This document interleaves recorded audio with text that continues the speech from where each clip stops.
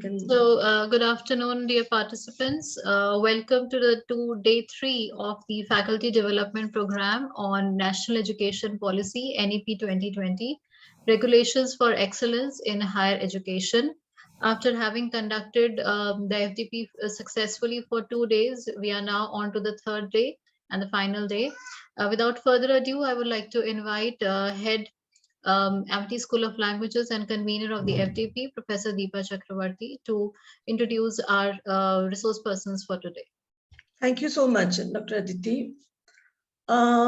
In fact, as you said, this is the third day and the final day, and we have very esteemed speakers with us. We have Professor Dr. Sanjay Arora, who will be the first speaker, and he will be talking on translation and interpretation, which is very close to the language studies. And many of our scholars, they're actually doing this in their sixth semester.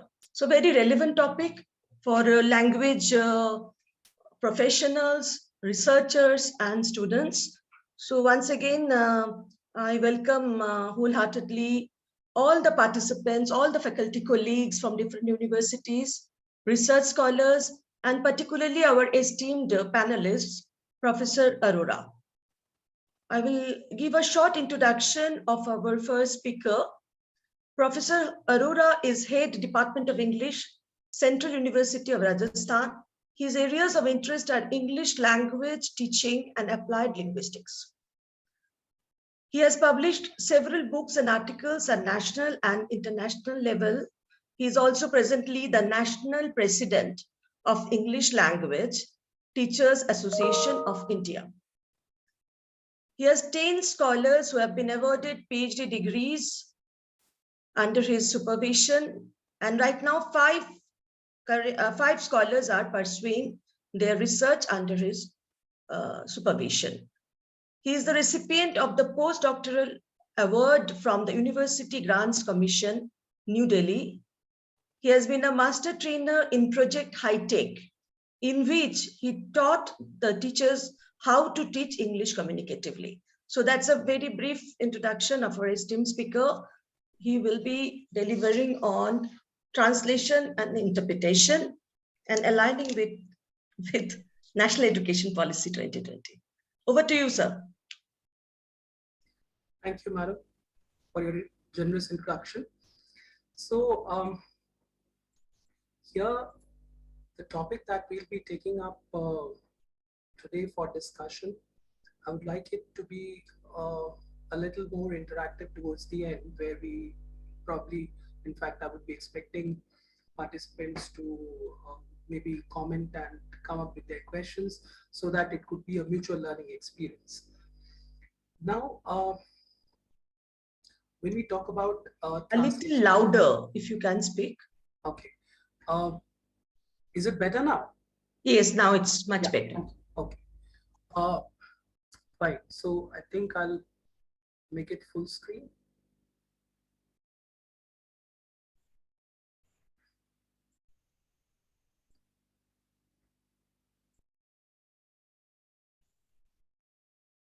Okay. Fine. So when we talk about translation and interpretation in the light of New Education Policy 2020, this topic becomes relevant because the new education policy is focusing on Indian languages and mother tongue. And up to the primary stages, they talk about instructions in the mother tongue. And just because we are a multilingual country where almost most of us, I would say, if not multilingual, almost all of us are bilingual. So that in some way or the other establishes the relevance of translation and interpretation. Because we have a mother tongue, we also have the other tongue in place. And maybe that other tongue could be English, it could be any other language that is a more standardized, prevalent language of that state, of that region. So by and large, most of our students, learners, teachers, users, they are bilingual, and many of them multilingual as well. Now, that is the most important crucial point here, that we should know what's the importance of this, because we have been talking about translation studies, and these things have been a part of the curriculum also. We have elective papers, we have people opting for dissertation, uh, people translating it, institutions like Jain Vishwabharati, they are, in fact, they have centers of translation. And likewise means these centers are there in many parts of the country.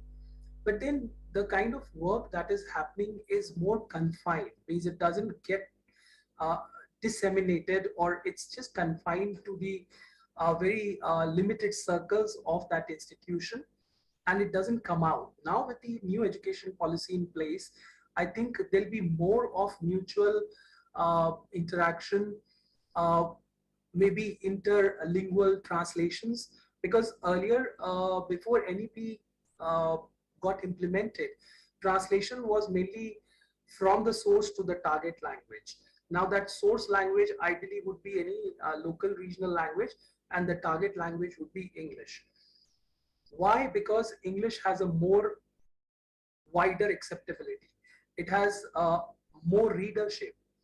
I'll here share an example of a retired professor of Hindi. He must be 85 plus now. And before the pandemic struck, he was very keen on getting his stories published, which he had written over the passage of time.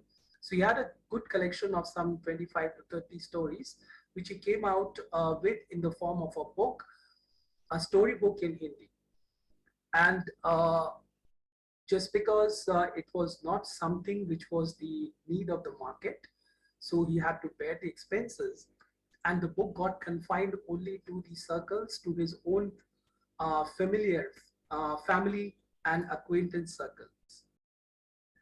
And then he contacted me through one of our common contacts, and he asked me that he wants to get this book translated in English. So I put him in touch with a few more people who do this more professionally, and the book finally got translated in English. So he wanted to get it translated in English because he felt that means it will have a wider readership. And that has been a one-sided process all through.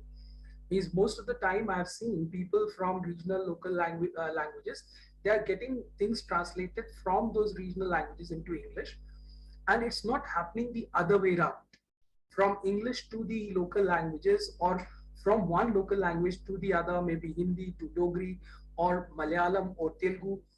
This is actually not happening, and this is where the focus of new education policy 2020 is.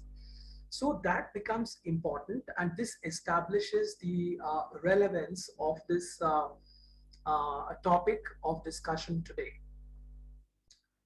Now, when we talk about translation, we find that whenever things are being translated from one language to the other language, these things can't happen as they are. Means it can't be a word-to-word translation. It cannot be a very perfect, accurate translation.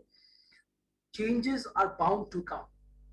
And why these changes come up? Because languages, first of all, if we talk about the Oriental languages, of course, there we may find some kind of commonality in terms of, say, these languages all being syllable-based languages in terms of pronunciation.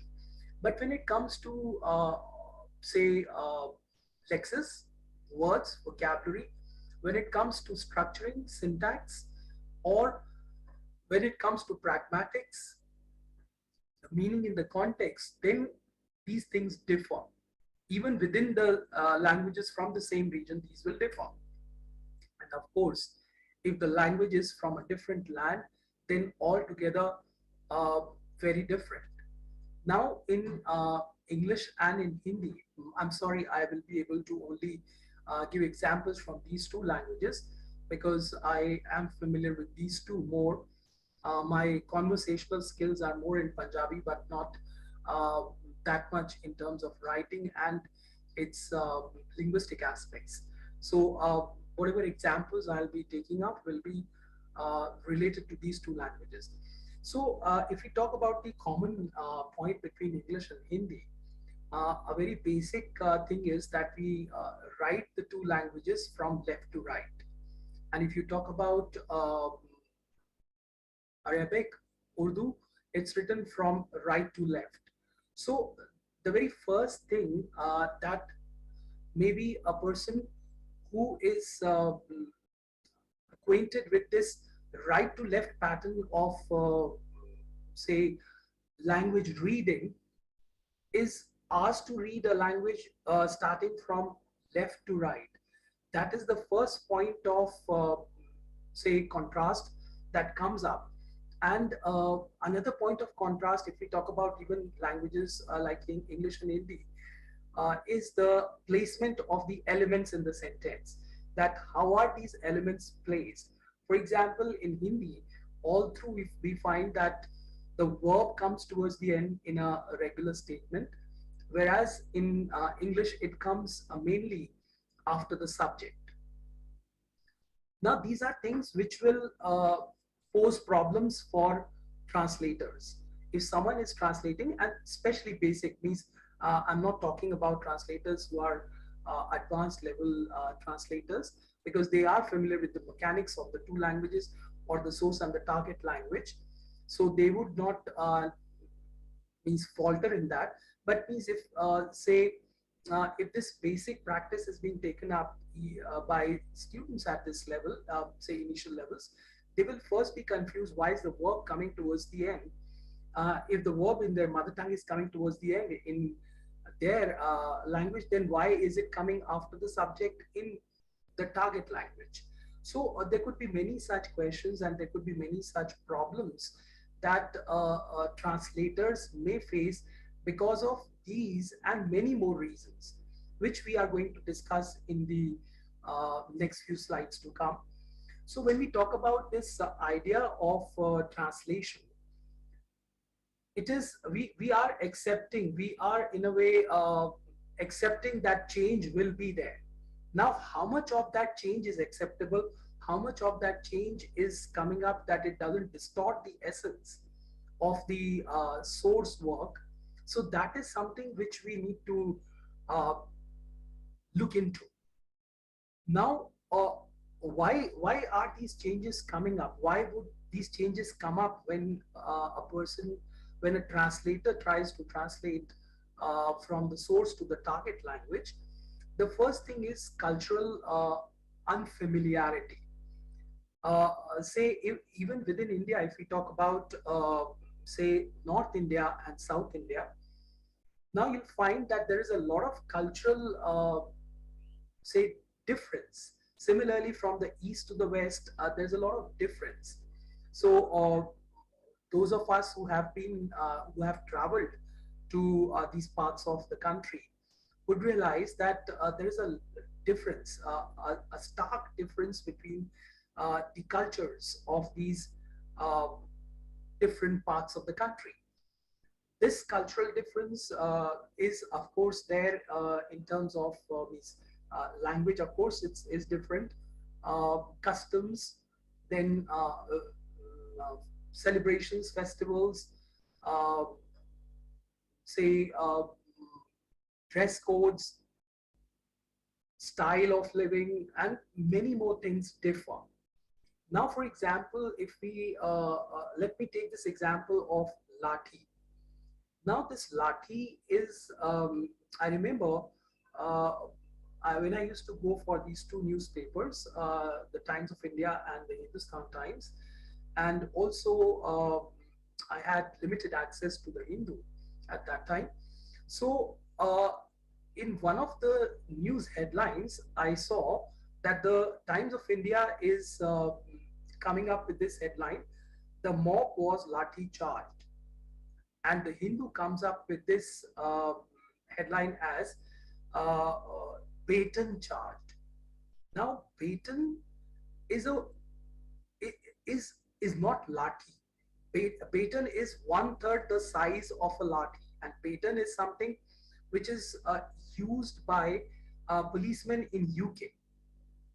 The policemen in India use a lathi, and the right expression or way to use that is lathi, and that's why the newspaper does not say stick charge.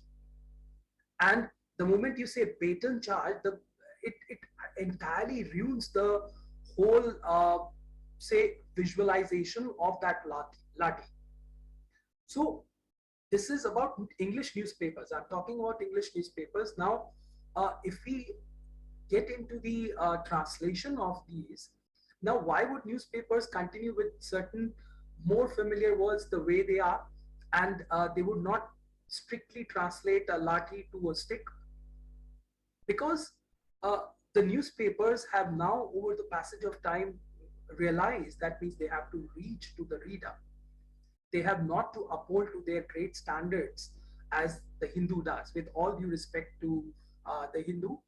Uh, so these are things which, in fact, you need to, as a translator, we need to be familiar with, that there has to be this cultural familiarity. Only then will we be able to do justice to that translation.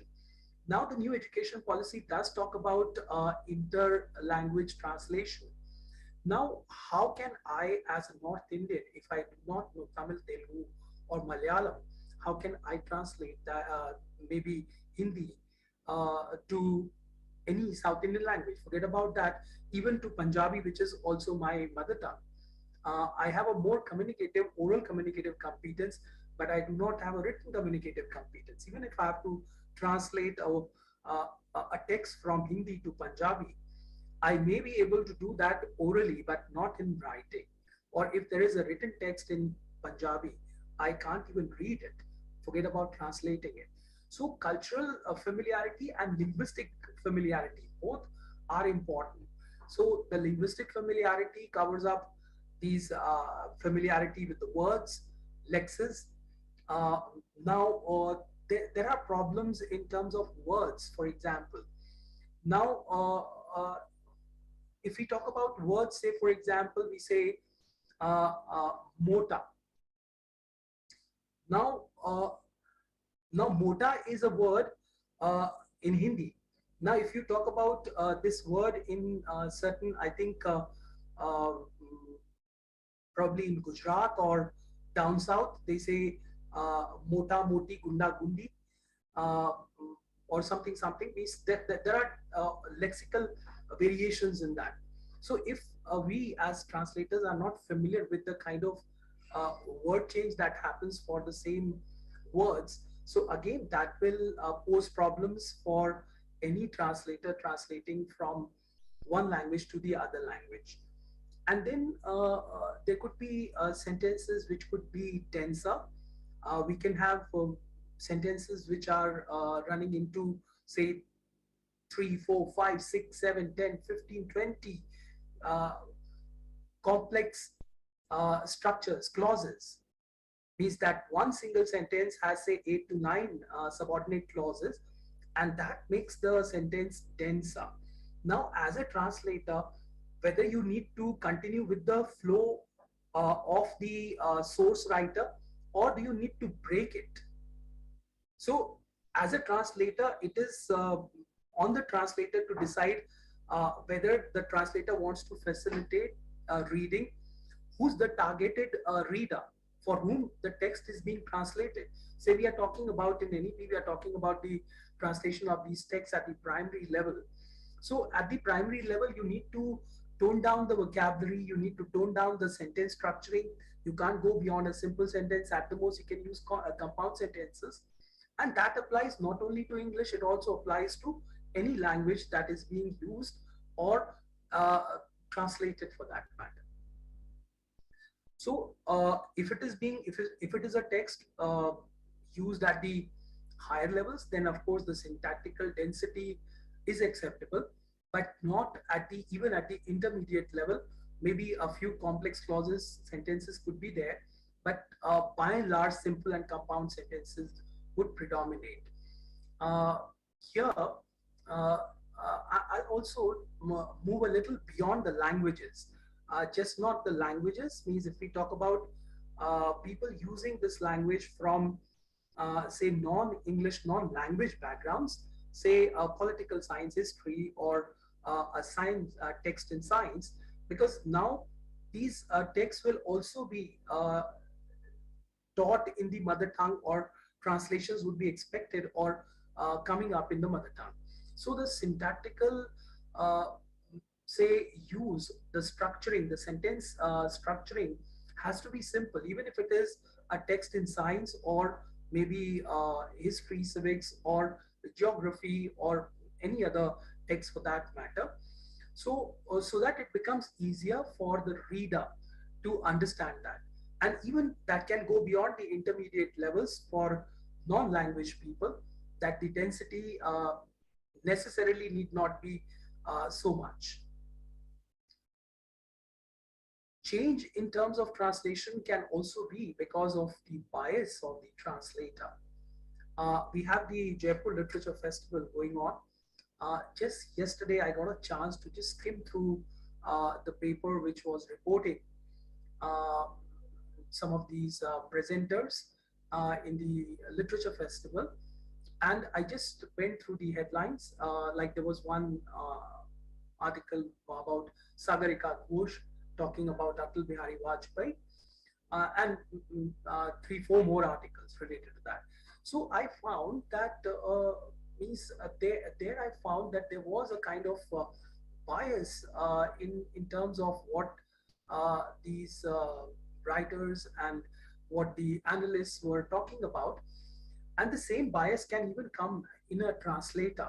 Say now the text that may be translated, they may be coming from those times where the original author is not there to verify or authenticate that what he or she intended to write has exactly been conveyed the way it has been.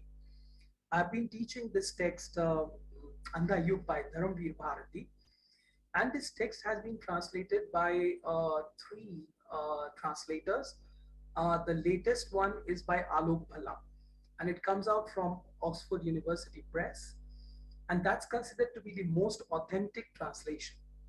I went through the initial translation of this by the initial two writers, the initial two translators. One was a Bengali lady, I forget the name, and there was another one from Gujarat. So when I just went through the first few pages of their translation and I compared their translation with Dharamveer Bharati, sorry, Alok Bhalla's translation, I realized that means there was a kind of, I wouldn't say a bias, but I would say that means there was a kind of sweeping way of translating that by the first two translators. And Alok Bhalla had actually gone deeper into understanding even the genre of that text and tried to translate it accordingly. So it was, though a challenging task, yet he did it quite well. At times, when translators are translating, there is a kind of non-familiarity with the genre, because say most of the time translations are expected in uh, prose works. When it comes to poetry, poetry translation becomes a challenge, because in poetry, first of all, the metric composition, the arrangement of words, the sentence structuring, and all that becomes very difficult to retain. And if you try to retain it, means maybe you either try to lose the essence of what the writer is trying to say. If you try to retain the essence, maybe you lose the rhythm of the poem. So if it comes to translation of poem, so it's a little difficult and challenging. So if the translator is not familiar with the genre or the style also of the writer, then again it may pose challenge. And then the translated work that will come up will actually not appeal as much as the source text does. So what exactly we mean by this translation, in fact we have been talking about that, so I'll just not dwell much on this. So here what we are trying to do is we are trying to uh, dig out the meaning of that text from the source to the target language. That what does that mean? And when we are talking about translation, we are basically talking about the written text. So what is expected from a translator is that the translator should be familiar with the style of the writer, and also the content familiarity, of course, needs to be there. Say something that has been written in the backdrop of partition, for example. Now, even if you have not had that experience of partition, but then reading partition literature or reading, say, going into the background of partition would help the translator to translate and justify that work in a better way. And it also happens that at times when there are this, when we talk about the work of the source writer, so the source writer at times is also has a very limited exposure as compared to maybe the translator. So sometimes the translator has more knowledge, more information, and can maybe supplement and transcreate rather than translate. Means they can transcreate that. I'll show you some examples, two examples from the two poems that I've taken up from one source here, and we'll then talk about that aspect also there. So how do you try to take that up into the target language? Because when you first thing is that you have understood the source text, and then on the basis of that understanding you have to transfer that into the target language, and the text that comes up, say if it is a phrase or a clause or maybe a short paragraph or a sentence, it's not that challenging. But if the text is uh, say longer, then it becomes, then there are many more challenges that come up. First thing is the paragraphing. Say if you are talking about a prose, so how you go for paragraphing. uh, Ideally we retain the same paragraphing from the source text. How do you go for cohesion and coherence?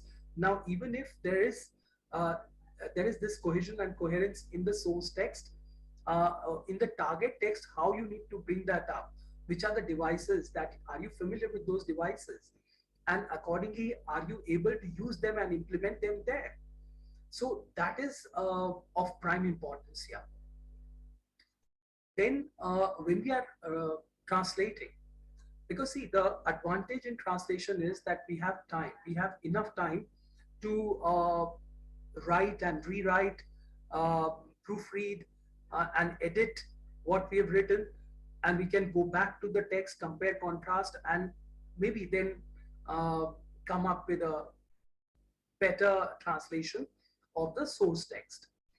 Now retaining the original meaning is a very important point here in translation, that you as a translator or we as translators should not tamper with the meaning of that.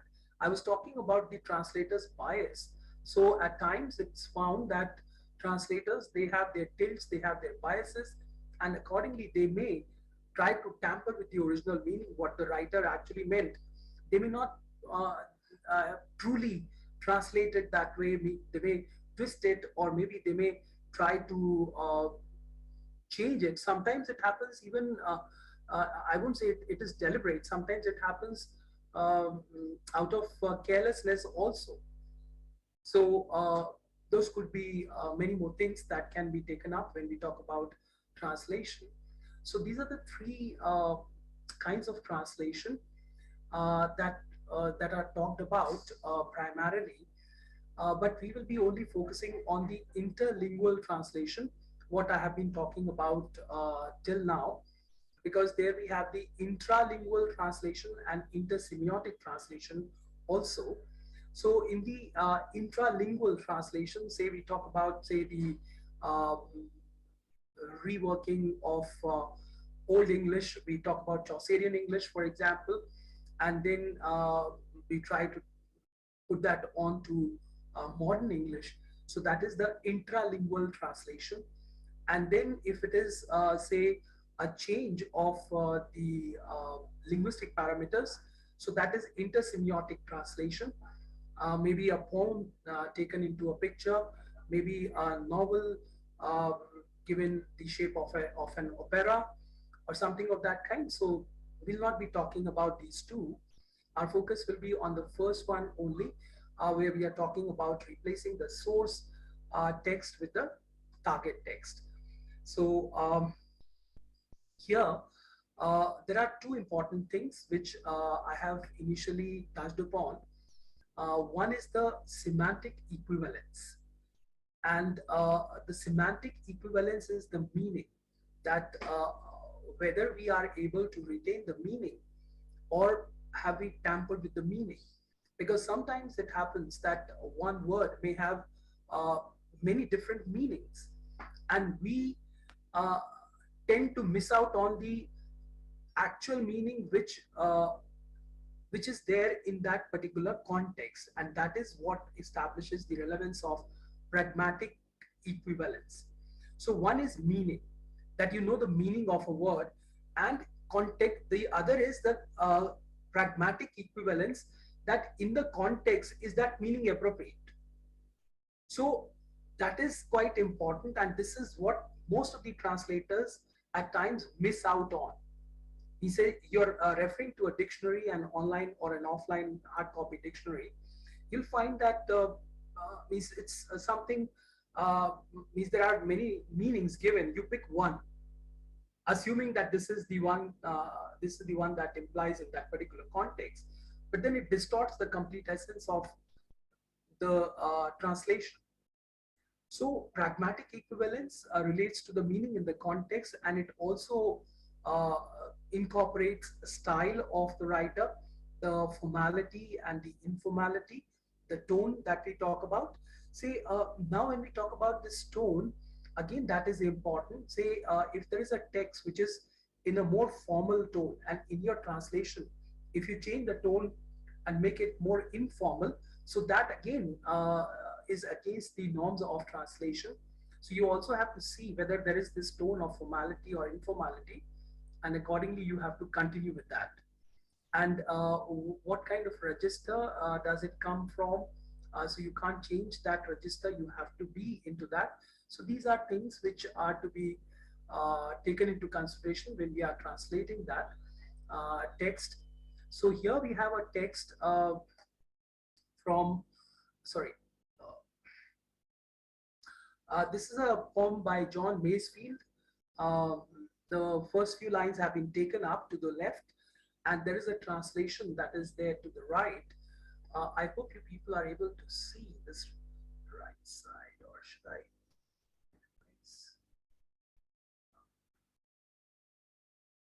Okay. Now, here,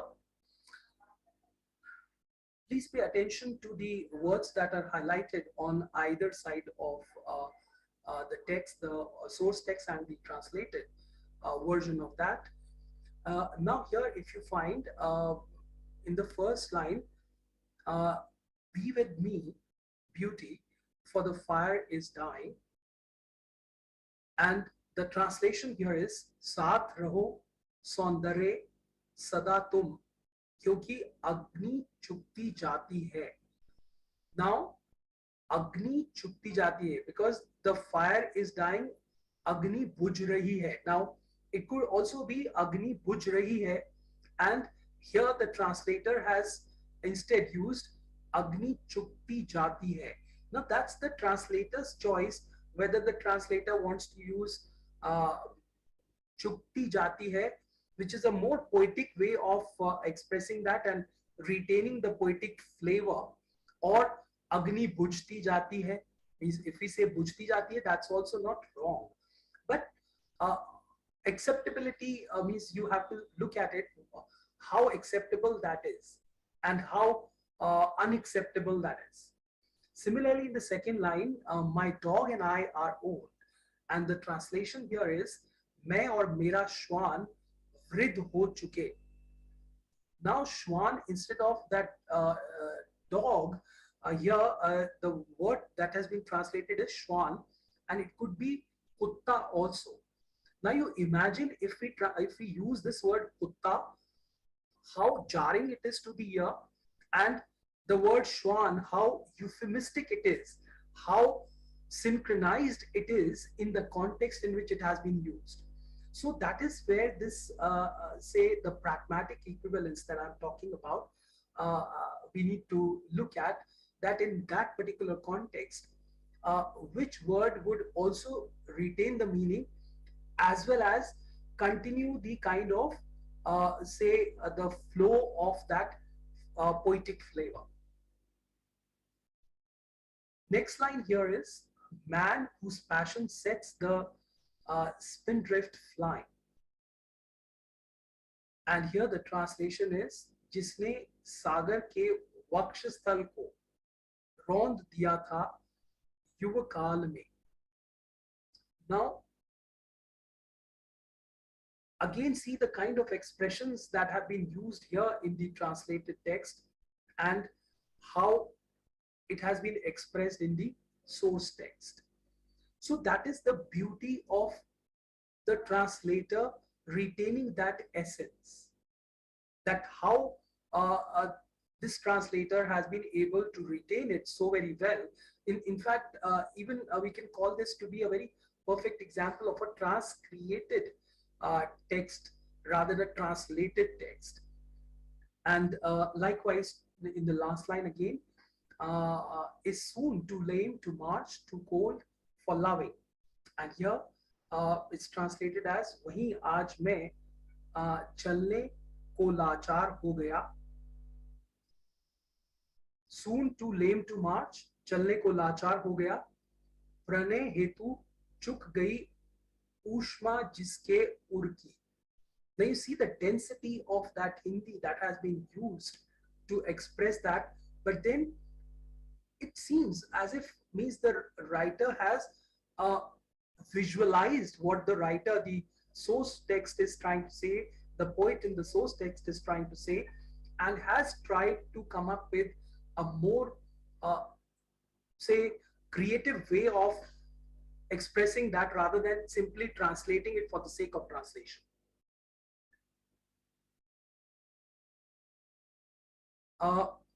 Now in the semantic equivalence, here we have these lines from William Wordsworth. And again, here you just pay attention to the words that have been used in the translated text, that how the translator has done that. So here when we say, my heart leaps when I behold a rainbow in the sky. So here, नभ में जब भी इंद्रधनुष को देखूं. Now it's when I behold. So behold is देखूं, हृदय उछल पड़ता है, the heart leaps. So instead of saying दिल छलांग लगाता है or something means we can have these words also used there, but just imagine if these words are used, how appealing or less appealing that text would become. Let's move to the next part of it here then. Here, when this is the fourth line, ऐसा ही है आज युवा हूँ, ऐसा ही ये रहा तब तलक. Now see what the source text says. So was it when my life began. When my life began.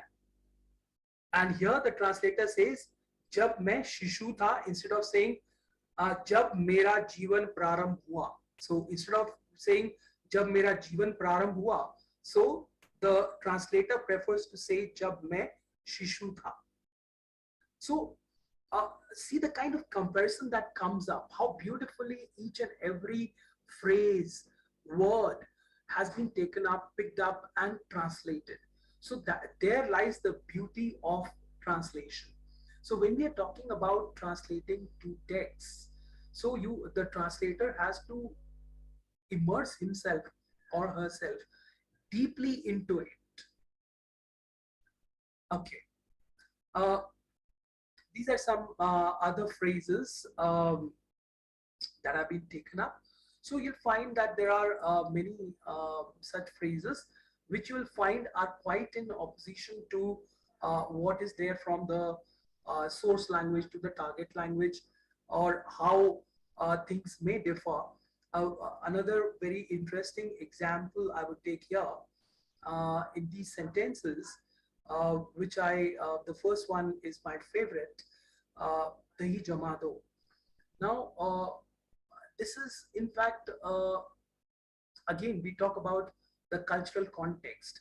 Now, Dahi Jamana is a very common Indian practice at home, especially in the summers. And this is a very common sentence you will find people using. Now, how to translate that? Now, when I ask my students, they get into a dilemma.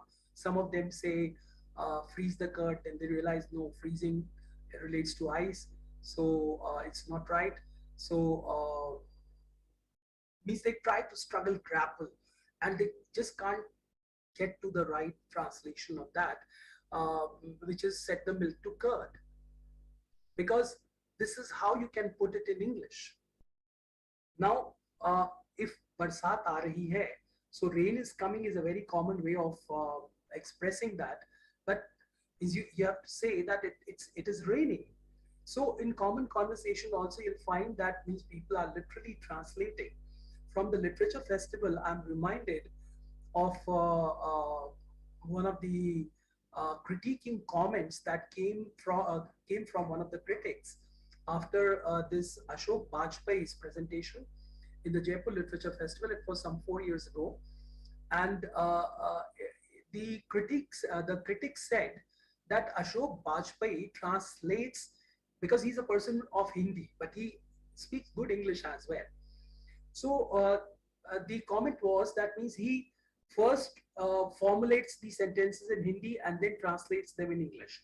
And that's the reason why he used this expression, means he cited that expression, and also some sentences. So he says that his basic thought process is in English, in Hindi, and from there he's translating, and that's the reason why he doesn't know the mechanics, or at times falters to translate things in English exactly the way they should be. So likewise, we say, "Sadak kahan ja rahi hai?" And we say, "Where is this road leading to?" So you can't expect a perfect word-to-word translation, and the moment you try to do that, you'll not be able to actually come up to the right, say, context that way. Can please someone confirm? Do I have 5 more minutes, or how much time do I have? Can someone? Yes, you have time. You have time. Yeah. Okay. Please continue. Okay. So now we move on to interpretation. Now, interpretation is considered to be a more oral activity, as in contrast to translation, which is a more written activity coming from a text. So it's from a text to a text. And here we can interpret even a text, but primarily it deals with the spoken word more in real time. And we're trying to paraphrase what the speaker is trying to say. And even when we are trying to translate, we are in a way interpreting, we are giving our interpretation. And that is what they say, that the interpreter's resources come from his experience, his schemata, past knowledge, and how good the memory is, how good your memory is, how quick your reflexes are. You may have seen interviewers interviewing personalities, politicians, and some of them. Now, I think Arnab Goswami reminds me as a very good example of these the quick reflexes, that how he would interpret something that has been said by any respondent whom he's interviewing. So, and also he has a very sharp memory. Means he can immediately come up with facts, figures, data, and maybe nail the person down there. So here we are talking about, say, interpretation of, say, the text. So the link between this is that you need to first understand and interpret the original text. Means that is the most important thing. If you do not understand that text, how will you be able to translate it? So translation comes later. So these are the two phases which are sequenced the way they are. So the first thing is understanding and interpreting it. Maybe your interpretation of that text goes wrong. It happens with many of our master's students and even undergraduate scholars who read a particular text, and then when they try to answer a question related to that text, we realize that means their understanding of that question either has gone wrong, or maybe their interpretation of the text has gone wrong. So that will happen because the person has, means the student may have very limited exposure to that. So when it comes to interpreting a text, so you have to have a very thorough, good understanding, and also, if possible, maybe some past reading, background knowledge, information. So if that is there, then of course you as a translator and as an interpreter, sorry, you'll be able to do justice to what you are doing. Now, the challenges for the interpreter, if we are talking about the oral interpretation, is uh, mm, that the first of all, whatever is being said, if it is to be interpreted, means the interpreter has to do that orally. So we talk about the communication between heads of states. So if there is an interpreter, interpreter is trying to simplify things for the person who doesn't understand that language. So they'll have to have this kind of uh, quick, sharp memory to remember what the person said. If it is a sentence or two, it is easily, you can remember that, recall that. And if it is a longer, say, discourse, so then in that case, you will have to say, retain that information and simplify it and put it in your words so that the other person understands. If you've seen this news, or which is meant for the sign language people, now in that sign language, uh, means when they are, means coming up with certain gestures, the interpreter is coming up with certain gestures, and there is someone who's speaking that out. You will find that it's a long extended piece of news item, but then they are uh, able to manage that, interpret that from what the say the sign language expert or the person is trying to say. So when it comes to interpretation, correction is quite limited, and you have to um, interpret and listen and interpret at the same time, because you have to listen, store that information, and then interpret it also. So there are two interpretations that happen. I'll just take you on to that in the next slide. So this text can be created into bits and not maybe as a complete coherent whole. So one is simultaneous interpretation, that uh, at the same time, like I talked about the heads of state, when they are talking about it, when they are discussing certain things, there is an interpreter who's trying to translate things for the other person. So that is simultaneous. And the other one is consecutive. Say once something is over, say someone said something, after that you have to say at the end of that, you have to interpret that. So that is easier, because then you know that after the person completes, you have to, during that course, you will be storing that information in points and then be able to come up with that. So the common points that are there in terms of translation and interpretation is that, first of all, you should have a very good understanding of the culture. of that target language, source language, and also the target language. If you have a cultural disconnect with any of the languages, you will not be able to translate and interpret things. Then there are things which relate to, say, even numerics, dates, for example. Now, 15th August has a very significant, it has a great significance for an Indian. And any or every person would be able to connect it to the freedom of the country. So similarly, if it comes to 25th December, that relates to the Christian festival, Christmas. So there is that numeric cultural connect also that is there. So I'm just giving you very broad examples of this.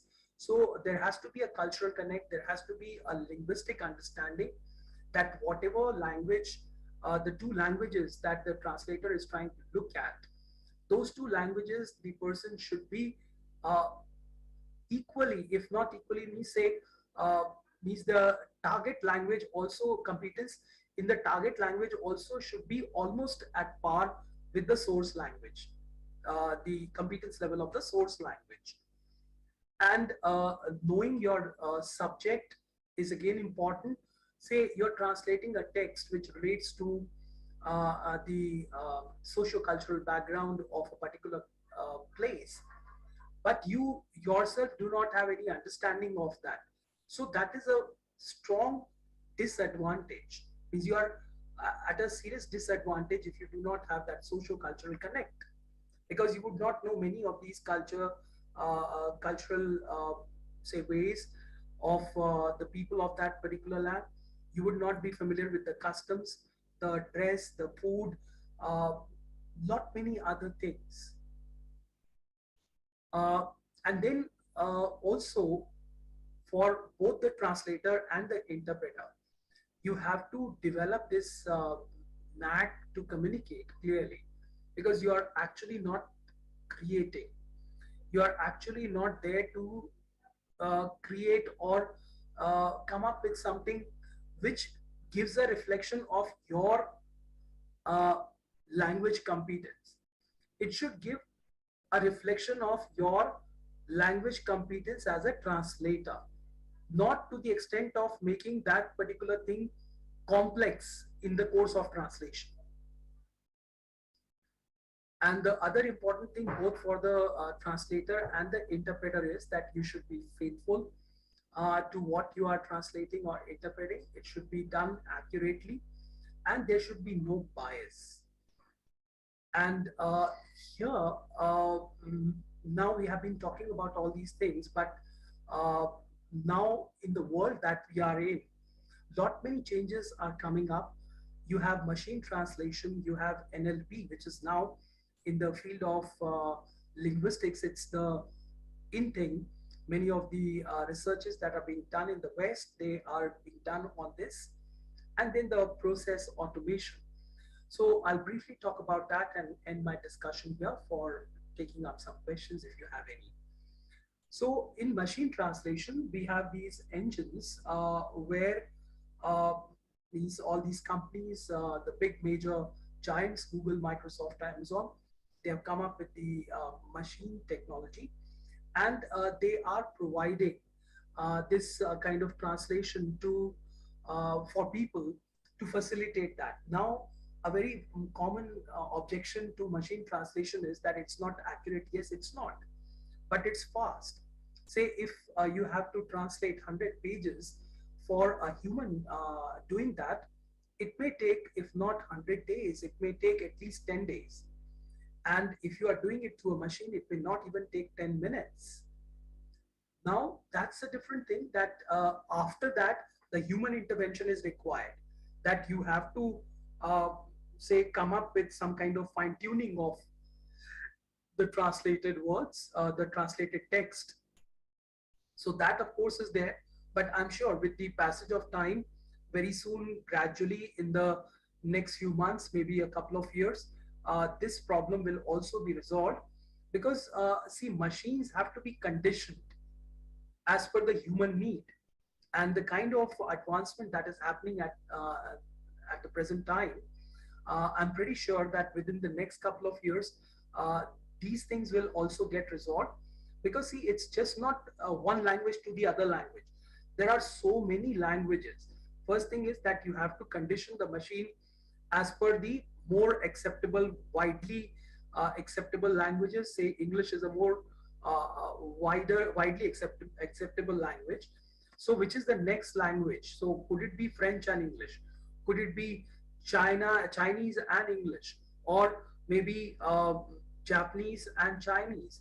So likewise means machines have to be conditioned to that. So maybe in the next few months or years to come, it may happen. Now the NLP, the natural language processing, now in this, it converts human speech into a computer binary language. Whatever I'm speaking, it may get typed up. It's happening still, but again, the accuracy level is not that much, because if I'm speaking English, I'm speaking English the Indian way. The computer may be conditioned to listening to English the American way, or maybe American and British accent. So it may not be able to come up with that. You have Siri, Alexa, all these AI, say, bots that are robots that are coming up. So gradually means they are trying to uh, adapt those things as per the needs of the people. So it can be used here to scan and analyze documents. It can also rectify errors. It can go in for classification of documents on a mass scale. So when it comes to limited data, say you have half a page, 1 page, 2 pages to translate, it's okay. But if it is a huge voluminous document, like the new education policy, it took so many years to come up, and so many people contributed. A draft was prepared, and certain, say, objections, comments, suggestions kept coming in. So if you have to handle that kind of a massive data, so NLP comes to your rescue there. And the last thing here is the process automation. Now, in any language, there would be certain means. I'm here not taking the creative Some writing. questions are there. If you can Okay. wrap up a little I'll bit just more. take another 1 minute to wind up that. Okay, sir. What happens in a particular language, that there are certain set phrases, words, structures, which will be repetitively coming up. So those things can be handled easily by process automation, and it relies on this artificial intelligence to handle these very basic and repetitive things. And the other things which may not be so repetitive, those may keep changing. So that is how artificial intelligence in the times to come is going to change the complete scenario of translation and interpretation. So that's all from my end. And I can take up the questions from the chat Thanks box. a lot, but we will, it was really it was comprehensive, no doubt about it, and very important points you have, shared with all the faculty colleagues and participants. Dr.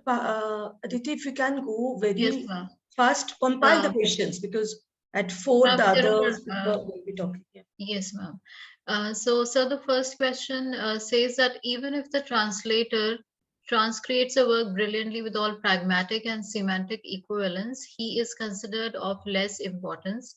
We rarely hear of awards or appreciation in the field of translation. Is translation of less value in the field of literature? Yes, Revti, definitely translation is of less value. And if you want to add value, you need to create something yourself. So be a creative writer yourself, because translation is considered to be a baser skill. Yes, so for that you don't have any awards, any appreciation. Uh, but yeah, means if you want to really go in for any recognition, so you need to come up with your creative skills, right? Yes. Thank you, sir. So the next question asks if is there any difference or link between translation or interpretation? Yes, as I mentioned, translation basically is a written activity, and interpretation is more of an oral activity. But then when we talk about translated text, so in translation you are more confined to the words and the structures, and you are representing it the way it has been written in the source text. As an interpreter, you have a more subjective approach to that. Say for example, I read a text, I read something, I may translate it, if it is coming through words, I may translate it word to word, or maybe phrase to phrase, sentence to sentence, that way. But then as an interpreter, I may have my own personal view taken into that. So as an interpreter, you have that liberty to come up with your personal opinion and view on that. And as a translator, you are actually not supposed to come up with your personal view and become more subjective. So that's the basic difference between the two. Thank you so Okay. much, sir. Thank you. Thank you. It was a very good talk, and many things, even machine learning and all, the intricacies of the, difficulty and complexity of that particular asset also you have, given prior attention to. Thank you. We move now to our next speaker, Dr. Aditi, because it's 4 o'clock. Yes, ma'am. Yes, ma'am. It's Okay, time. so, okay. So our next and final speaker, hearty welcome to Professor Dr. Nalini Thampi. So just before she starts deliberating, a small, introduction of ma'am, because ma'am's CV is very big. So I'll be just highlighting some of the, important things. She is Professor Nalini Thampi is a professor of French at Pondicherry University, and her association with the university dates back to 1992.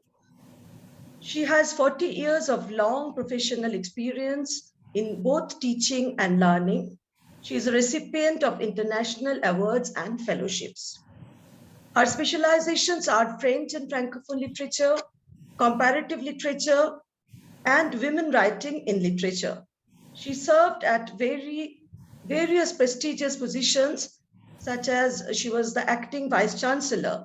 I think for twice she became acting vice chancellor at Pondicherry University. She also served as a dean, School of Humanities, and as head department of French at Pondicherry University, besides many others. So she is a subject expert in several selection committees and advisory editorial panels. She was a jury member for the Romarola Prize awarded by French Embassy to the best translation of a French work into Indian language.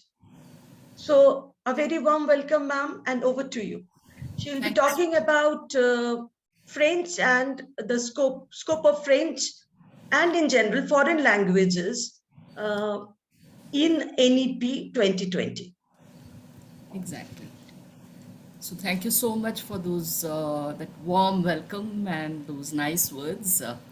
In fact, I could just link up with whatever Professor Sanjay had spoken about in translation and interpretation, because our department is basically focused on that. Our MA French is also translation and interpretation.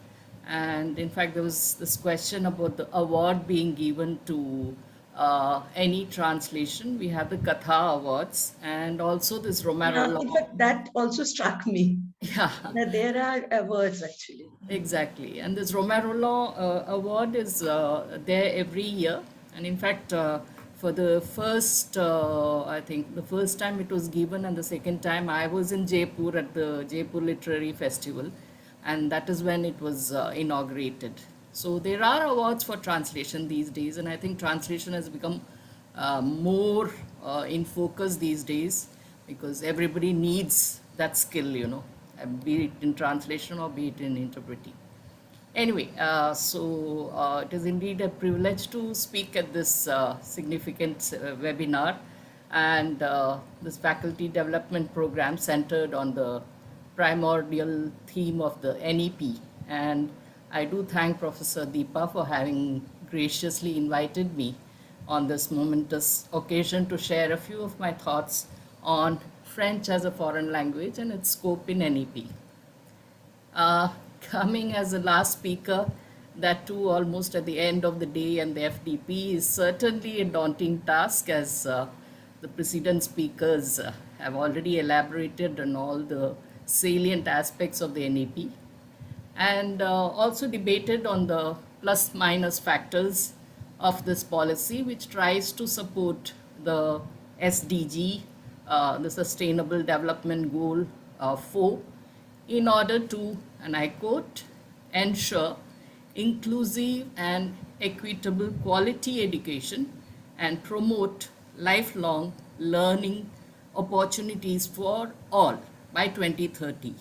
I mean, yesterday, I think ma'am who spoke in the FTP, she was saying that it's even postponed to 2040. Well, let's see how it goes. So instead of the usual rote learning and the drone of monologues as lectures, which have, almost sclerosed the whole education system, the NEP's aim is to develop rational and ethical beings by transforming a typical Indian classroom into, and I quote, an experiential, holistic, integrated, inquiry-driven, discovery-oriented, learner-centered, discussion-based, flexible and enjoyable one. Quite a visual agenda, but similar to the educational strategy which are found in the institutions abroad. In fact, I myself was lucky enough to have such a developmental training in the French lycées, the schools where I studied. Anyway, I shall not repeat what has already been presented about the NEP, but I shall only touch upon whatever pertains to French and foreign languages per se. Of course, the NEP, which is a tool for national transformation and holistic development, stresses more on learning one's mother tongue along with Hindi, English, and another regional language. However, the key to success is indeed to be Indian in spirit and global in perspective. The Jud and Jag analogy that our Prime Minister stressed upon illustrates how learners get grounded in the specificity of their own culture and can thus spread its mark and light across the seven seas. In fact, this knowledge of one's culture is waning in our young generation these days, who seem to sometimes ape more the dubious trends of the West, unfortunately. I sadly notice that nowadays youngsters hardly know our Indian heroes and heroines of yore, but are perfectly familiar with Kratos or the Terminator or the PUBG for that matter. So where would French or other foreign languages fit in this revamped educational scenario? In fact, at one point, even Kendriya Vidyalayas dropped foreign languages from their curriculum. Thankfully, the National Education Policy of 2020 stipulated that foreign languages, namely French, German, Spanish, Portuguese, Russian, as well as Korean, Japanese, and Thai, will be taught at the secondary level. This certainly gave an impetus to the learning of these 5 European languages, or if you want to term Russian as a Eurasian language, and 3 Asian languages. This NEP laudable move will enable an insight into other cultures of the world, heighten the students' convivial spirit, and also enrich the learner's global knowledge. Each student will opt for a particular knowledge as per his or her interest, aspiration, and the linguistic prospects. In fact, yesterday there was a question as to which language will get them a better salary. I'll come to that later. This foreign language learning will enhance the mobility and travel across the world, bettering his or her fluency and exposure. Thus, multilingualism and a freedom of choice in learning languages will definitely foster command and cultural harmony. In fact, according to Roger Bacon, knowledge of languages is the doorway to wisdom. Unquote. At the dawn of speech, there were inhibitions to learn other languages, and there were purists who did not want any language to be mixed with another one. But slowly over the centuries, perceptions started varying and there were attitudinal changes. We finally arrived in this era of globalization, where the need to learn foreign languages has become so necessary. Of course, while learning a language, there is always the fear of embarrassment and an inhibition, as each learner might be scared of making mistakes and being laughed at. But unless one makes mistakes, one will not know how to correct oneself, isn't it? We must always remember that mistakes are the beginning of experience, and experience is the beginning of wisdom. So, learning a foreign language is a sure and certain way to build up your self confidence and search alternative words to express your thoughts. Now, what exactly are the advantages of learning a foreign language? It is indeed beneficial, as a foreign language helps you stand out and you are thus in a fitter mold to fight for survival in this big, bad, modern world and successfully face the growing competition. Everyone now knows that it gives more potential in the job avenues, and in today's global economy, the chances are definitely enhanced for recruitment if you know a foreign language, which certainly enhances your CV. A foreign language well learned always gives an opportunity to converse or share a joke in it while on a visit abroad, or blend in undetected without the need of any interpreter. As Nelson Mandela rightly observed, I quote, "When you talk to a man in a language he understands, that goes to his head. But when you speak to him in his own language, it goes straight to the heart." So obviously, when you go abroad, you will realize that people are definitely more open and friendly when you speak their mother tongue. According to Rita Mae Brown, I quote, "Language is the roadmap of a culture. There is always a cross-cultural sensitivity in foreign language teaching, learning. The intercultural aspects also add a stimulus in the simulated scenarios enacted in an FLT class. Interaction definitely promotes an active participation, and new linkages are thus built. So, one becomes aware of different cultures and savoir-vivre when foreign languages are learnt. Two or more cultures that come into contact with each other, but they might be cultural barriers. At times, for example, false friends or false cognates impede the understanding. For instance, when you say library in English, it's not librairie in French, but bibliothèque. And in the same way, affaire in English means an amorous link. But in French, when you say une affaire, it means business or matter.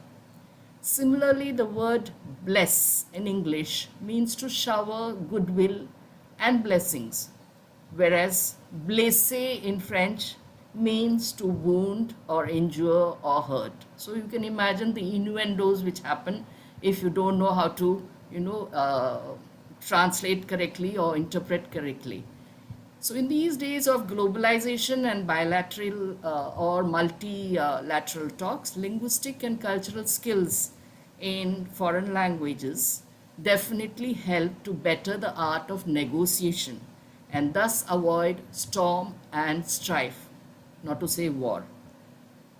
Translators and interpreters are much sought after now so that every nuance of a foreign language can be perfectly understood, especially during the bilateral talks between two countries.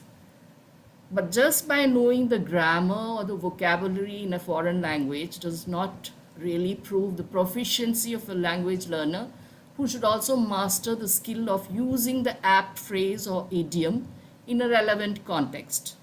Hence, the strategy of localization practices business by considering the local and global circumstances and uses the pertinent word which will be correctly perceived in the local and global regions. One can thus communicate better with French speaking clients, fulfill their expectations, and also understand the cultural codes and do's and don'ts. This is a very important factor in the corporates where any wrong interpretation can sabotage a whole business deal.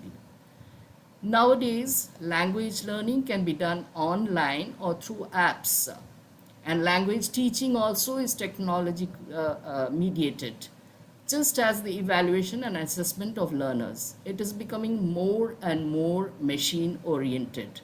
But then, can machines be always trusted? Don't we often witness the technical glitches or the malfunctioning that happens? Of course, classroom teaching still exists, but it is slowly giving way to a robotic domination and a digital divide too. In fact, on the first day, Professor Tabriz Ahmed rightly said that while industry has reached the advanced level of 4.0, have our educational measures matched that pace? Very difficult to answer that. So many students across the land lack even a mobile or laptop or connectivity to log into classes. Some of my students, they live in some remote corners of Telangana and they have to climb up a hill in order to get connectivity. So that's the sad state. With the COVID and consequent lockdowns and constraints, we thought gone were the days when the human contact was prevalent and there was a direct interface between the teacher and the learner. Fortunately, slowly, offline classes are back in phases and the practice of foreign languages is now far more efficient and successful as interface always succeeds better and the teacher no longer preaches but reaches the student. And what gladdens the heart is that the number of learners in foreign languages is steadily rising. As we can see in my university itself, year after year, especially for French, where for every semester we get around 350 to 450 learners. And I'm sure it must be the same in Amity University also, Rajasthan, where students' first choice will be French. More so as the tourism sector is very vibrant in Rajasthan, especially with the French tourists making a beeline to visit the beautiful landmarks of Rajasthan. In fact, not only does acquiring a second language improve one's memory and attention span, but the process of becoming bilingual exercises the brain too. So one becomes more logical and rational. One learns to toggle from one language to another and thus improve divergent thinking and one's multitasking abilities. And this is not something which is only pertaining to foreign languages. It can be from any language to another one, be it in India or elsewhere. And there's also the visits of the French president to India and of our own prime minister to France, which has certainly given a new impetus to the existing Indo-French relations. And this rapprochement has renewed their commercial, diplomatic, or cultural ties. The cooperation has increased in the domain of the domains rather of defense and security. All of you have heard of the Rafale purchase. In the domain of space, cybersecurity, education, and the digital economy.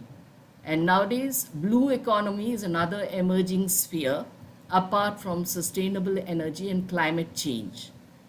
There are around 1,000 French companies in India which further enhance the Indo-French ties.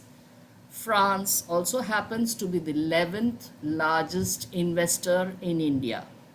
In fact, just 3 days ago, on March 10th, there was a meeting between Mr. Frank Riester, the French Minister Delegate for Foreign Trade, and Shri Piyush Goyal, the Minister of Commerce and Industry.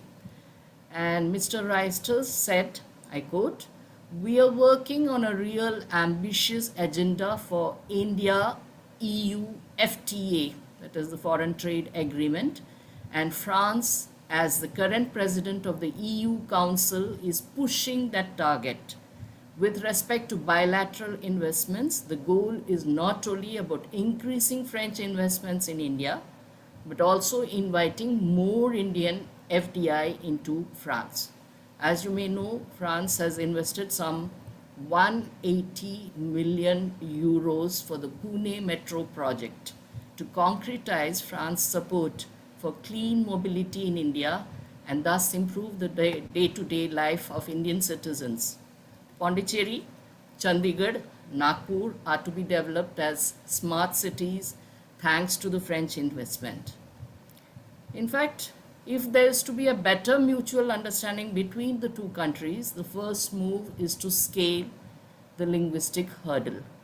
As knowledge of the French language by the Indians and vice versa will only avoid any incomprehension and misunderstanding on either side during the bilateral dialogues. After all, learning a foreign language not only adds value to a person's formation but also helps an individual to understand another culture and build a communicating channel. Hence, with the learning of foreign languages, new rapports will be established between the people of different countries in a dialogue of cultures at the crossroads of lands and histories, creating thus a new transnational space where the colonial or hegemonic hangover is slowly erased. The NEP does encourage an internationalization of higher education and seeks to establish India as an important participant amongst the knowledge hubs of the world. It allows more opportunities of research collaboration as well as international student exchange programs between Indian and foreign universities with an exchange of academic credits. I think Dr. Sanjeti delved upon that in detail. In turn, this will also increase international business opportunities not only within the education sector but in every other domain. Both the Indian and the foreign students will benefit from this to and fro mobility. So, speaking of my own university, Pondicherry University has the credit of the Spark projects and the dynamic MOUs with several foreign universities, including 3 in France, 2 in Germany, and 1 in Switzerland. So the core of these collaborations are mainly research and student exchanges. Now, even before the NEP came out in 2020 with its mapping pattern, there was a visionary partnership for a dual degree which was inked in April 2019. So a year before the NEP, between Pondicherry University and the Université of Paris 1, Panthéon-Sorbonne. Now, what was this MOU for? It was for the multidisciplinary and interdisciplinary MA integrated SEAL slash AES dual degree program, where the student spends 2 years at his home university and pursues the third year studies in the host university. Thus, the Indian students go to the University of Paris 1 and the French students come to Pondicherry University in a mutual exchange. So SEAL, which is an acronym of Social and Economic Administration and Law, is in tandem with the French AES degree, which is Administration Économique et Sociale. Hence, on the successful completion of the third year, the student will get both the SEAL and the AES degree. In fact, when in 2019 this program was launched, the general comment was, oh, no single subject focused degree, so many disciplines, and however is it going to evolve and launch out? At that point, as its coordinator, I felt like, I would say, Copernicus, whose theory was thought at the outset to be unbelievable and ludicrous. But then, when the following years brought 577 and 600 applications, in fact the highest among the 4 streams of social sciences, for the SEAL intake of just 20, everybody sat up. Moreover, when the 10 Indian students of Pondicherry University got sponsorships, that too, it was the first time with such a big number of fellowships from French corporates, and went to study at the University of Paris 1 for a semester in the third year, and their French counterparts came to Pondicherry University. The SEAL program was no longer looked upon skeptically like the Copernicus theory, but rather was donned with a sudden aura of admiration and hailed as a perfect outcome of the NEP principle. Actually, the MOU exchange will also help the students join internships and work in Indo-French corporates. So I do hope that thanks to the multidisciplinary stress of the NEP and its emphasis on internationalization of education, many more such ventures as the challenging dual degree program of the MA Integrated SEAL AES will be evolved, so that, so as to make Indians as global citizens with the right blend of the Indian and foreign ethos. And with these few words, I would just like to end my intervention with a video. I just hope it works. Just give me a second.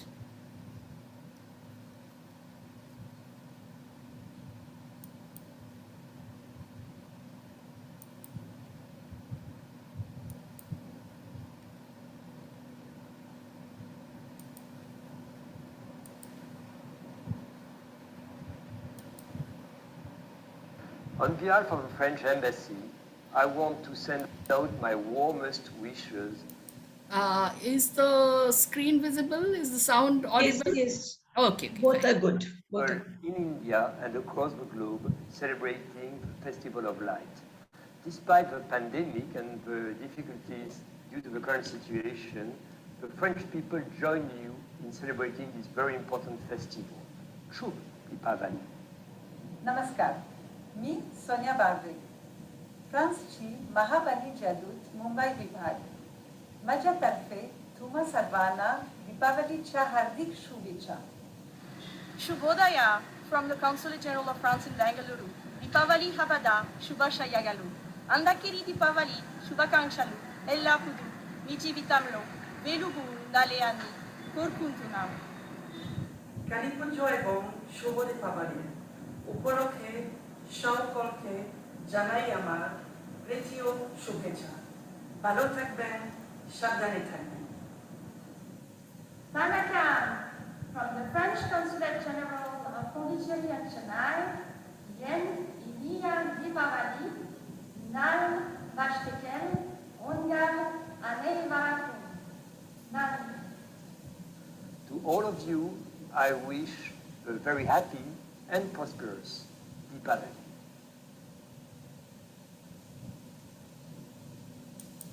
On behalf of the French Embassy, I want to send out my warmest wishes to the people in India and across the globe.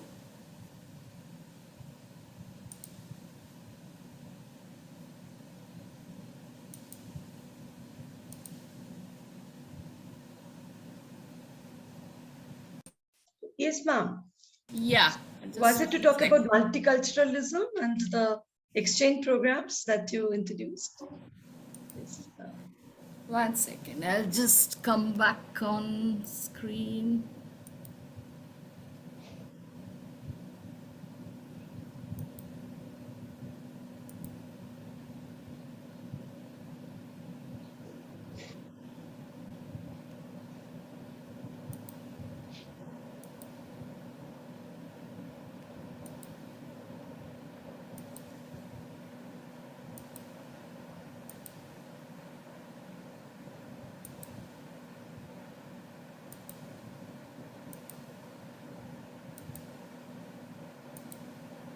Yeah. So in fact, this is what I wanted to, underline that when, most of the French diplomats and, the embassy people, when they land in India, the first thing they do is to engage a teacher in Hindi or any of the regional languages. And they try to, because it actually it increases the interaction between them and the Indian counterparts. So when they can do it, why can't we also do it, as a reciprocal gesture? And I think it's very laudable on the part of NEP to have included the foreign languages, which, as I told you in the beginning, that Kendriya Vidyalaya, it had this program, but unfortunately it got relegated. And now I think till now they said that because of COVID they couldn't employ teachers, foreign language teachers.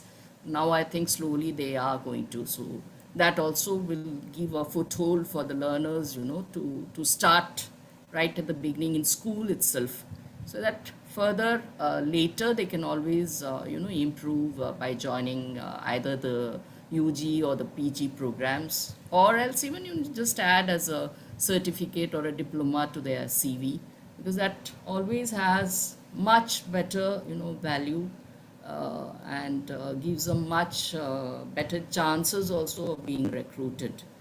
So I think that's what I wanted to say. But you said it all, in fact.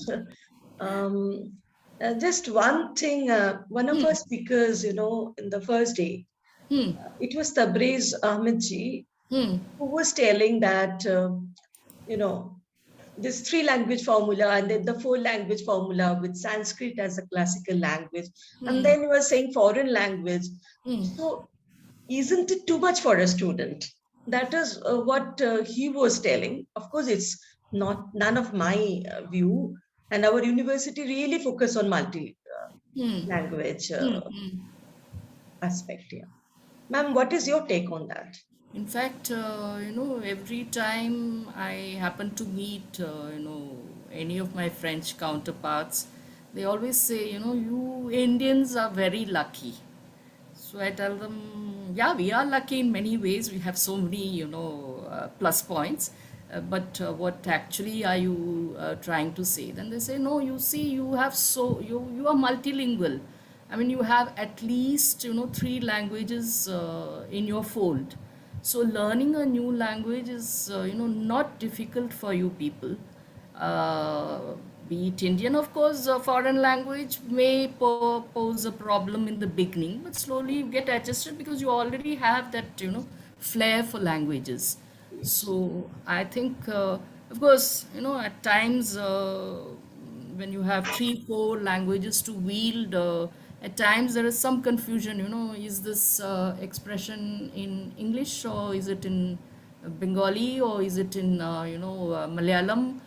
So you get confused. But then you start, that's why I said that, learning a foreign languages, a foreign language always gives you that ability to, Cognitive sift, skills. yeah, sift and, take out the ones that, are important. In fact, when my son joined medicine, I asked him once, do you find the medical terms difficult? He said, no.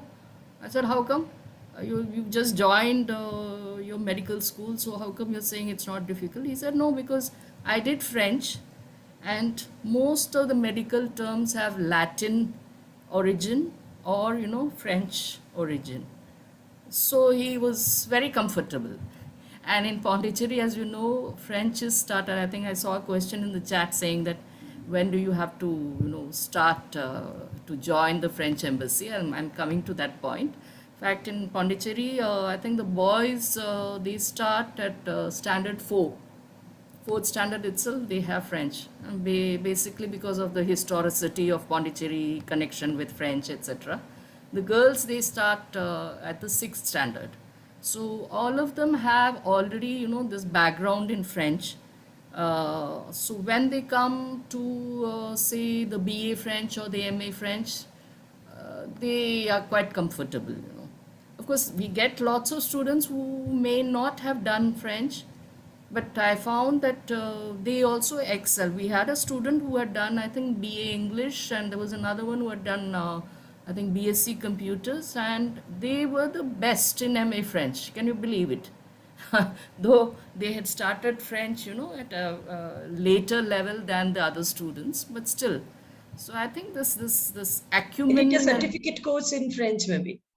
probably they would have done the Alliance or a Okay. certificate course, or they also Along with the have this. graduation. Yeah, they have this 3 years certificate to advanced diploma.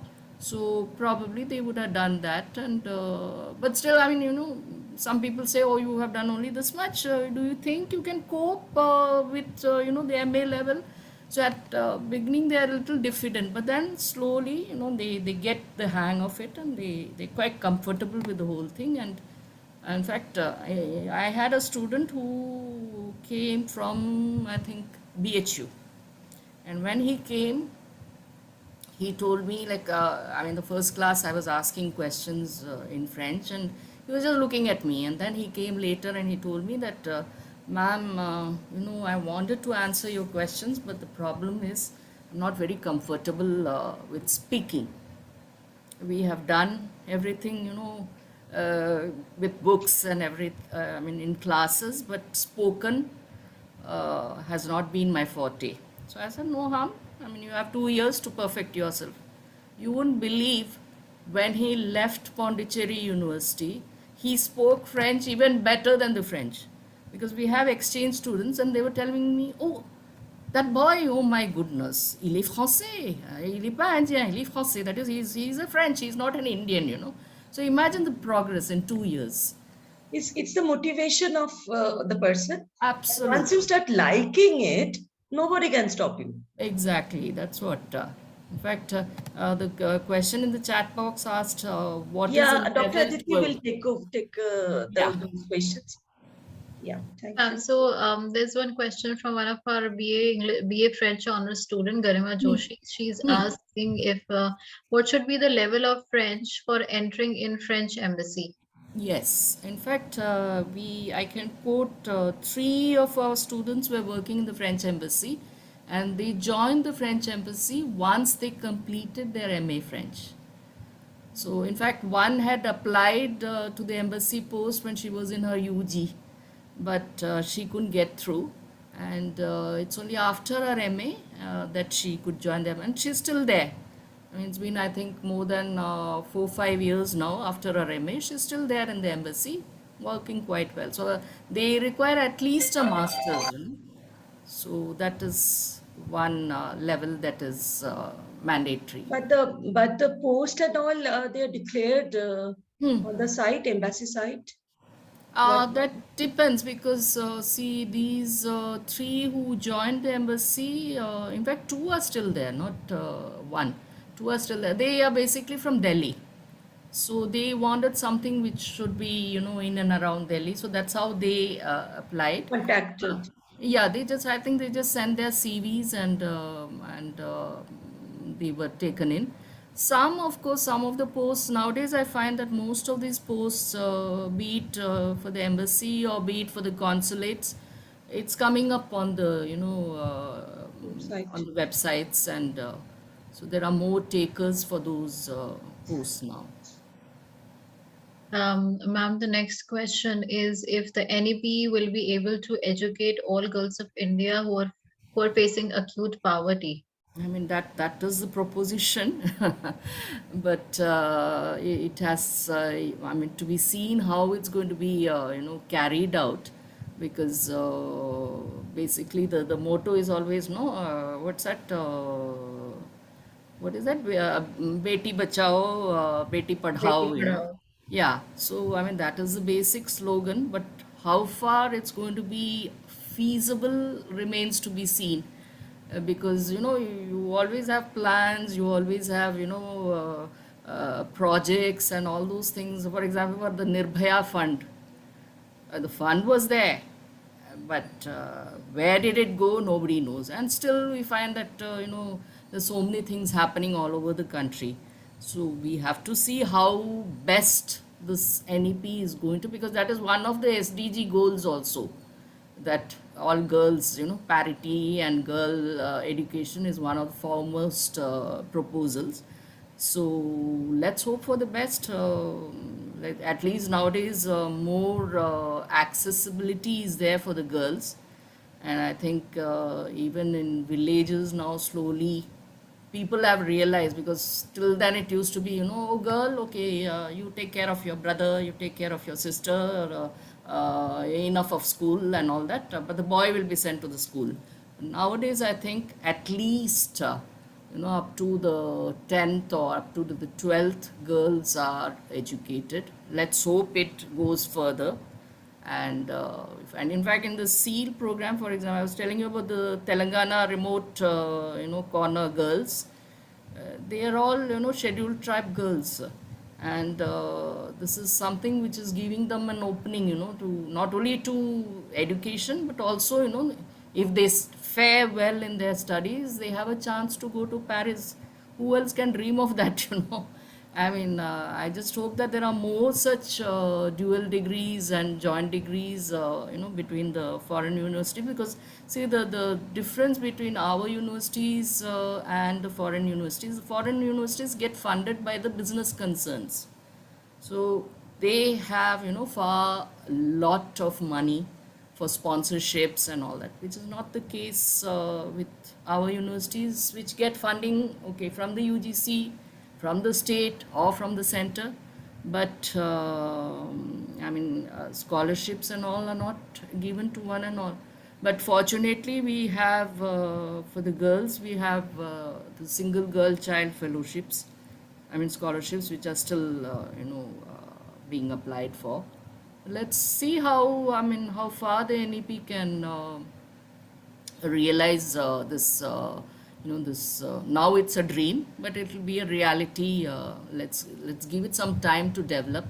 It's just now 2 years since it's been launched, and I think practically it's only this year that many universities are taking it up, because it's been there for 2 years. People have been, debating, mulling over it, saying that, okay, how can this be done? How can that be done? And all that. So in actuals, it's only this year that things are being, realized through this NEP. Even in our university, we didn't have this integrated programs, 3 years plus 2 years. This year, I think all the departments have been mandated to have it. So it's not, because our university used to be known as the PG university, no UG except maybe in sciences and social sciences. Now it's going to be a university with this kind of programming, NEP programming. So let's see how far it goes and how successful it is. I'm sure with the good intentions with which it was made, definitely it's going to materialize. So same thing for the girls also. Ma'am, there's another question from Nidhi Singh who's asking if there are job opportunities for the 10th and 12th pass out girls who are not that privileged. Uh, that is through this NEP, or how I didn't Yes, quite. ma'am, probably Yeah. referring to NEP itself. Yeah. Okay, yeah, because as you know, even in the NEP, you see, no, that it's not mandatory that you have to complete 3 years in order to get a degree. Must have seen that, that viable option that first year, if you don't like to go to the second year, you have a way out. You can opt out. Second year, same thing. Third year, same thing. So when you get, see, after the first year, if you get a certificate from a university, definitely it's going to have a value. And for the girls who pass their 10th and 12th, I don't know how it's going to be, because normally they always say, oh, only 10th pass, only 12th pass. And I think they would have a better option if they at least join the first year, because they'll get at least some certificate from the university, stating that they have completed the first year of the UG program. So that gives a slight edge on the other 10th and 12th. I mean, that's my take on it. I don't know. Ma'am, there is a comment from Dr. Jayavardhan Singh Rathore. He's saying that he really appreciates the point that you mentioned, that beyond all cultural, academic, and commercial purposes, learning foreign language keeps us young, as it is like playing brain games of conjugation, pronunciation, etc. That keeps the neurons active and thus keep everyone young. I think that along with looking for the job prospects, the health benefits of learning foreign language should also be brought in the forefront. Absolutely, Dr. Jayavardhan. I don't see you, but yes, you're absolutely right. In fact, I had this was when I was teaching in FLU, Hyderabad. I used to take the classes for the certificate of proficiency. We had these evening classes, and I had a student who used to stammer. When he used to speak in English, he would stammer. When he would speak in Hindi, he would stammer. But strangely, when he spoke in French, there was not even the slightest hint of stammering. And I found that very quaint. So I asked him, how come?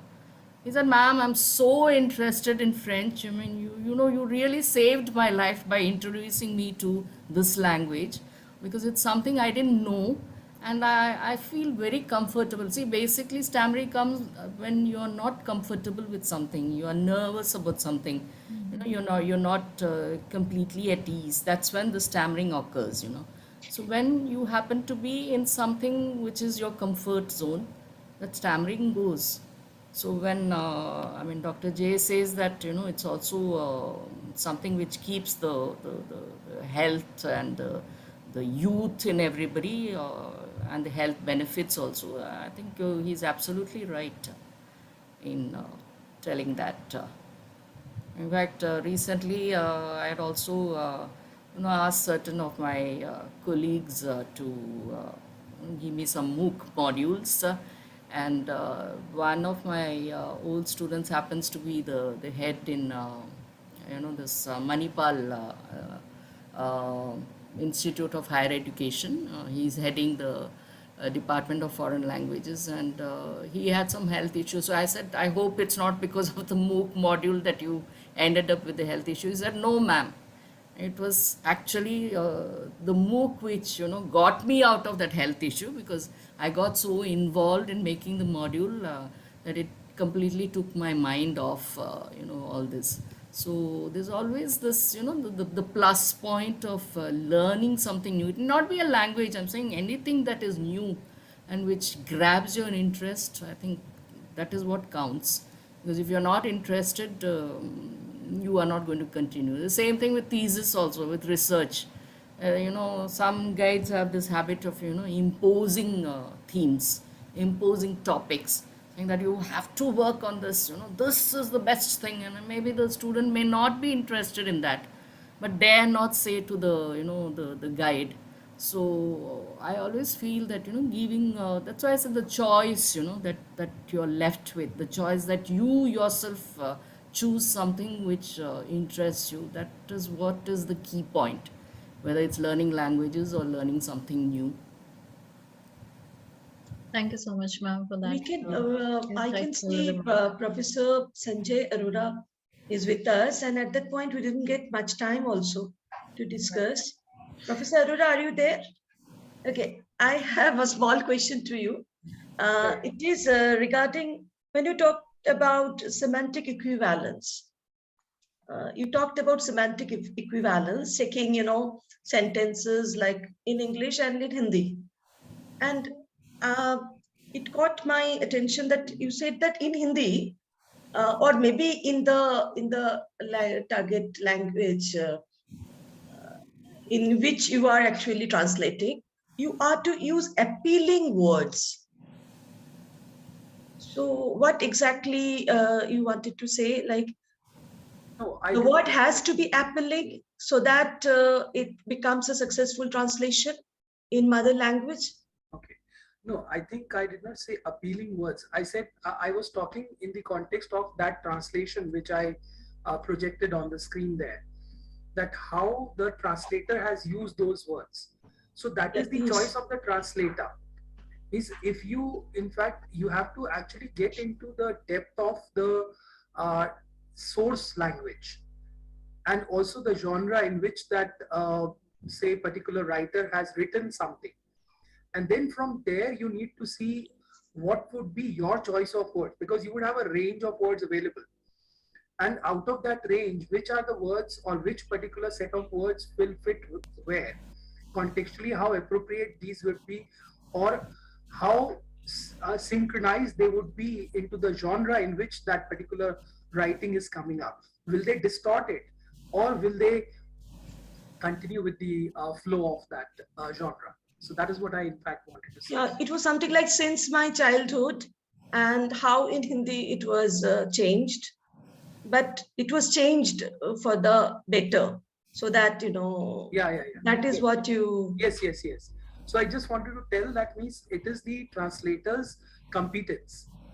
Means if the translator is competent enough in both the languages, the source language and the target language, so something of this kind could come up. And if means the competence level is in some way in variance, so you'll come up with something very not very appropriate, not very appealing. It could be very jarring also at times. So I gave that example of Andha Yug, which has been translated 3 to 4 times by different translators, and Alok Bhalla's translation Alok Bhalla, more appealing.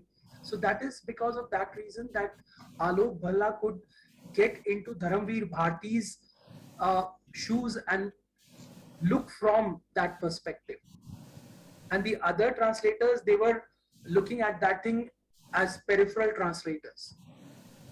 Mechanical kind of translation. Yeah.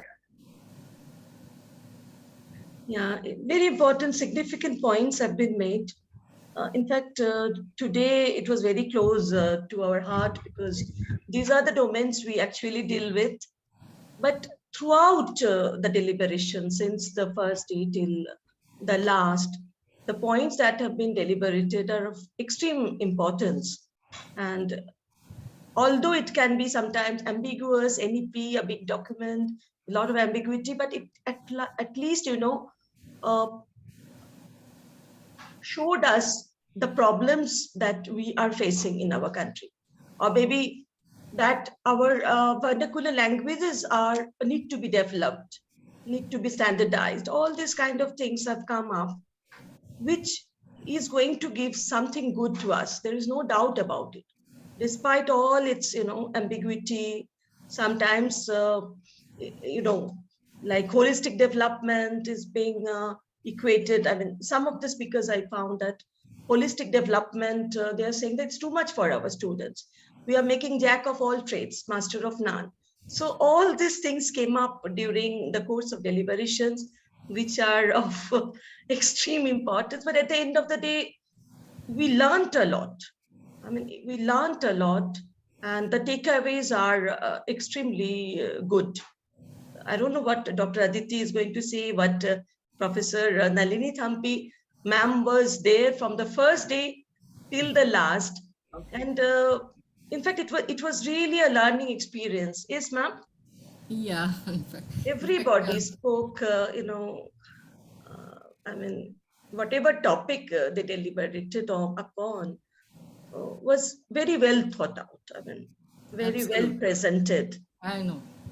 And in fact, I also learned quite a few things from all the talks. In fact, Dr. Sanjay was mentioning about Dr. Alok Bhalla. He happened to be my colleague in when I was working in FLU. So, Okay. in fact, I remember his daughter. She was very small that time, Damini, and I mean his wife. His wife is Malayali actually. So, and her mother happened to be the teacher of my husband also at one point of time. And in fact, I had a question to Dr. Sanjay about, I don't know in English, is it also some change which is apparent? Because nowadays people tend to say translation and interpreting instead of interpretation because of the ambiguity on interpretation, because it could be taken in another acception also. So, what is your take on it? Should we continue with interpretation or should we change it to interpreting? Sorry. Well, madam, I think when we talk about interpretation and when we talk about interpreting, so means it's just that difference between the verb and the noun. How are we interpreting it, and what is the interpretation that comes out? So as a person of language, this is how I would look at it. But then if there is any difference in terms of people's approach to interpretation and interpreting things, I don't think there is any difference, even a hairline difference between the two things.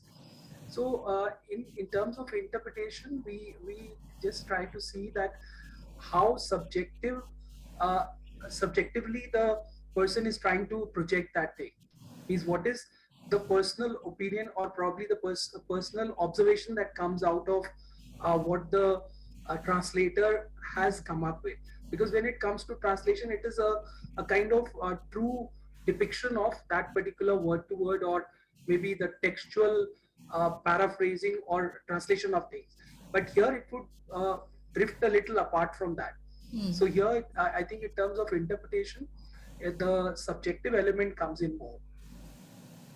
Yeah, because in fact we have an MOU with a institute in Zurich, which is totally focused on translation and interpreting. They say interpreting, they don't say interpretation. So Okay. that's when I started thinking that probably Translation and interpreting. interpreting. In fact, their institute is called ZHAW, and in the small logo, it is Institute of Translation and Interpreting, not interpretation. I think they need to be asked the logic for that, because as far No, as my when I linguistic asked logic them, goes, yeah. it should be translation and interpretation. Okay, okay. No, Yeah, because when I asked them the question, I said, "How come you don't say interpretation, you say interpreting?" They said, "Because we find that interpretation is a little ambiguous, and that is why we wanted to specify, and we changed it to interpreting instead of interpretation, because interpretation can be also literary, no? See, you so can that broad interpret or canvas, any." yeah, that broad canvas, because if you're talking about a department, it has to be broad. It can't be Mm-hmm. narrowed down that way. Means Mm-hmm. that is what my linguistic knowledge says. So with all due respect to the department and the experts, it's all fine. So this But also has some subjectivity in it, you know. yeah, Maybe the departmental head thought that that Yeah. was how it should go. And Uh, here we are saying, no, it is interpretation that is more acceptable. mm, So exceptions is also something very subjective. yeah, and here, madam, I would like to bring to your kind attention Jeffrey and Leach, who is one of the world-renowned linguists, means he's no more now. We lost him just a few years ago. There is this book, English for Today, and it sells like hotcakes. Till date also, it's one of the uh, more sought after books. It went out of publication, thereafter it was republished and all that. In that book, this was way back in 2006, that I have a copy of that with me, old copy. So maybe I questioned my knowledge of English, because if a linguist is saying something, so I discussed it with my supervisor. What was the author's name? Jeffrey and Leach, Madam Jeffrey. Okay, Jeffrey. So he went through it, and after a very thorough examination of that book, he found out more than 500 errors, major and minor errors, starting from punctuation to linguistic choices and lexical choices of words. And then we discussed it at length. We spent some 3, 4, 5, 6 months debating, talking, discussing, because you're questioning a grammarian, world number one's grammarian. So then finally we decided that, okay, we are going to write to him. I sent a mail from my email, because my supervisor, Dr. Jha, he doesn't have, he's not tech savvy. And I just dropped a mail saying that while going through your book, we came across some problems in that. So are you interested? Within 24 hours, we got a reply, yes, please send them across. So we just selected the very glaring ones, not all the minor ones, just some 20 of these, and prepared a kind of a paper, research paper, pointing out things that way with supporting evidences and all that. And we sent it across. And after that, we never heard from his end. 1 week went by, 2 weeks went by, 1 month, 3 months. I sent a reminder, then another reminder, no response. And then after some 2 long years, we came to know that the same book was revised within 3 months of our sending the mail, with thanksgiving to one of his English friends. So if that can happen with Jeffrey and Leach, it can happen very much in the Department of Zurich. So please muster courage to tell them that it should be interpretation rather than interpreting. Yeah, I mean, but as Dr. Deepa said, it's all, subjective, because, see, in French, we don't have 2 words. We have only interpretation. We don't have a word like We are on the interpreting safe side. people's, I mean, we don't have that problem at all. But in English, I don't know, it appeared a little, I was a little perplexed at one point, and then I thought, Please okay, share your I'll perplexity ask with you. them, madam. Please share your perplexity with them. Yeah. They stand corrected. No, but it's a policy decision. No, it's not something which they have just, at random given. It's a policy decision by their Zurich University to name it in that way. Okay. And I'll take it ahead if you permit me to. Yeah, In sure, fact, sure. we have come to the end of the program, and with due acknowledgement of all your contributions. And I think there is no more questions, Dr. Aditi, from any faculty colleagues or anyone. No, ma'am, there are no questions. Okay. Now somebody is writing something. Okay. Now this we do not. This is terribly subjective. Spanish or French, which one is? I mean, these are great languages. I mean, languages you cannot really say this is greater than the other one. Once, like I being the departmental head for quite a few years now, I faced so many students, because here foreign language learning is compulsory. They would come to me, they would say, ma'am, which should I learn? Which one is easy? Which one is best? Is it French? Is it German? Is it Spanish? Is it Chinese? I said, there is nothing like that. If somebody asks you whether English is better than English, what will you say? Hindi or English? Can you compare the two? Then they, somehow understand. They say, no, ma'am. Okay, no, not at all. It depends on what you want to learn.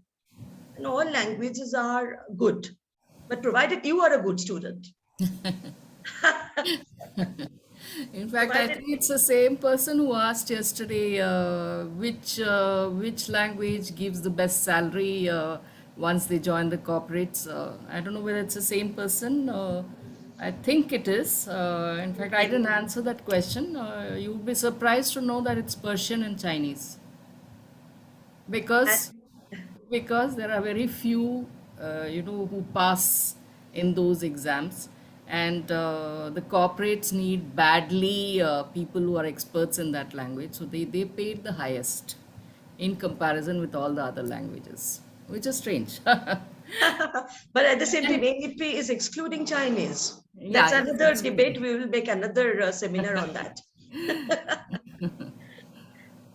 So with Okay. this, we've come to the end of the 3-day faculty development program on NEP 2020. I thank all the esteemed resource persons who have graciously spared their time for our sessions for all the 3 days. I also thank the faculty coordinators, Deepa ma'am. I thank the patrons of the program and the participants who have cared to join for all the 3 days. We will be doing the certification, but it will not be through the usual mechanical way. So kindly be patient with your certification. It will definitely reach you within 3 to 4 days.